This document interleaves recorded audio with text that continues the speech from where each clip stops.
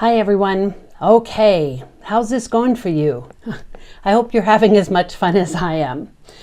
We have on the table from last week the question or the statement, if a mother has pain with breastfeeding, it means the baby has a tethered oral tissue, such as a tongue tie. What do you think? Is that always true? Sometimes true? If you're answering might be true, what are some of the factors that you might want to take a look at? Those are the kinds of things that we're hoping to get you all thinking about, because in feeding we rarely have black and white answers. Even though these are being posed as true false, it's more because what we want to do is give you a fun way to start these dialogues with your colleagues as well. So, is this true or is this false? The answer is most of the time, or much of the time, let me just say it that way, the answer is actually false. It is a little more complicated than that. Pain is almost always associated with a poor latch, but there are lots of reasons why a baby may have a poor latch. And so sending them to someone who can really work on correcting the latching process needs to be our first step, and that's pretty universal now in terms of a recommendation. So let's think about, are there ways to improve the latch that do not involve a tongue tie revision as one example.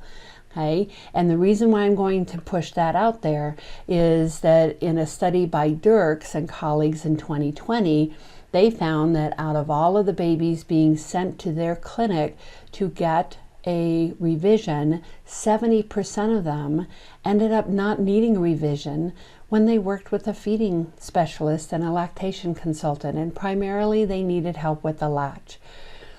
Hill in 2022 also took a look at this question, and she found that poor feeding was associated with a poor latch both before surgical interventions as well as for some babies after surgical interventions. So the first thing you want to think about if mom's having pain or the baby isn't eating well is, what does the latch look like and how can I help with that? And if that's not in your area of expertise, find a wonderful lactation consultant that you can work with, or if you think that it might be more infant driven in terms of the challenges, then make sure that you're also working with a feeding specialist. All right, so once again, there's always the gray. Let's take a look at this question or this statement. Breastfeeding takes more energy than bottle feeding. Babies expend more energy. I hear this all the time. Oh, he gets too tired. Oh, I don't want to tire him out, so I'm going to bottle feed him instead of breastfeeding him, which always basically means that breastfeeding is harder work. Babies get more tired. So, is that a true statement, or is that just something that we think? Go ahead and share your thoughts, and we'll see you next week.